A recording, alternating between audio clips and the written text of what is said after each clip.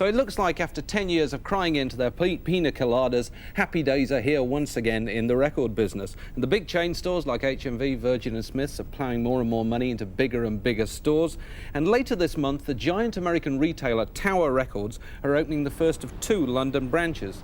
To find out what it might be like to buy a record in the 1990s, our Andy went shopping in Tower's biggest branch at the corner of 4th and Broadway in New York City. Well, this certainly seems to be a big record shop by any standards. I'm looking for a specific thing, although I don't think I'm going to find it in here, because this seems to be just the classical department. We shall have a look this way. All the great vocalists, Frank Sinatra, Nina Simone, Barbara Streisand, what's she doing in here?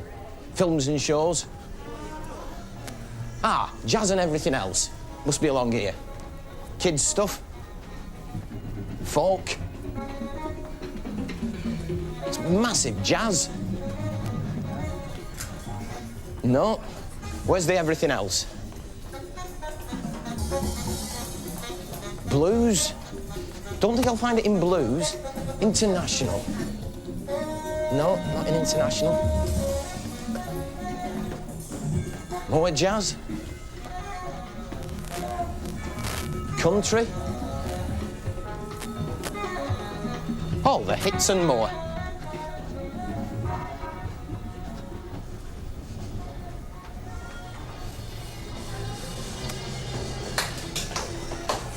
And more, and more, and more. 12-inch singles, excuse me, reggae, Latin, soul,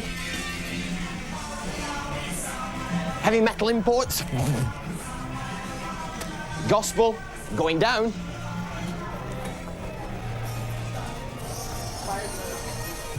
We're now down to the ground floor. This is mainly chart acts, mainstream, really popular artists. What's really good about this shop, though, is it's not just a shop full of Prince and Hall & Oates albums. You remember Prince. I mean, you can get the new one by the Dead Milkmen, if you like.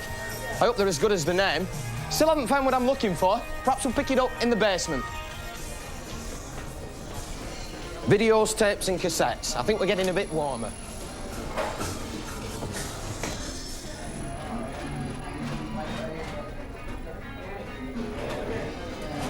You know what a fan I am of videos? Well, that's not what I'm after. Got it. Can't get this in England. Be the first one on your block to have 2 Bragg records in one box. Well, that place obviously bears no resemblance to the family-run music store that older viewers may remember. Now, Jeff Clarke-Meads, your news editor for Music Week, the trade paper. The arrival of that kind of store, what sort of difference is it going to make in Britain? Glorious difference. I think it's going to open up a whole new choice for the people who are buying records. You can go into somewhere like Tower, you can find something you've never heard of, you've never seen before, splendid. Or you can walk into a local store, find somebody who's got time to talk to you, or whatever. Isn't it going to put the local store out of business, though? You've got a giant place like that. No, I'm sure there's an opening in the market for all of them. If people go into record shops for different reasons, you can rush into a store to buy the new Madonna single because you know it's out, or you can walk into a shop looking for some back catalogue, talk about your favourite band, see what they've got, see if there's anything you missed, ask them what they would recommend to you. Are records going to generally become cheaper with the advent of bigger and bigger stores, more advertising and so forth?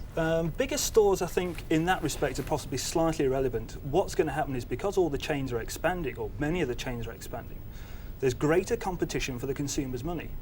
You've got to persuade the consumer to come into your shop. Do you do that by discounts? Do you do that by greater quality of service?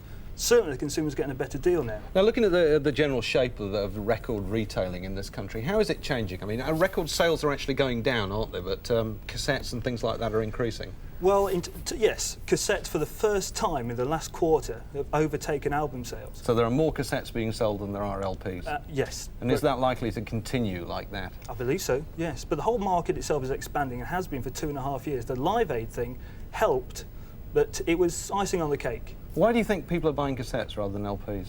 Don't they like having a sleeve and all that kind of carry-on? I think you get some of that with the cassette.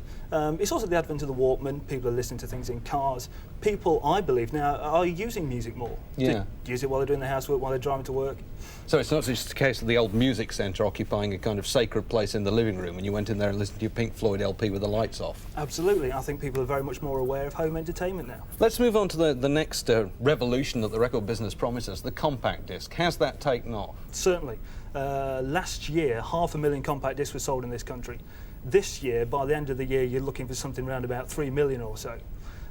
If there were more available, they could sell even more than that. Why aren't they available? I talk to people who've got compact players and they're terribly frustrated because they can't go out and buy what they want. Absolutely. The compact disc revolution took everybody by surprise. The only way to produce more compact discs is to build more compact disc factories. That's happening.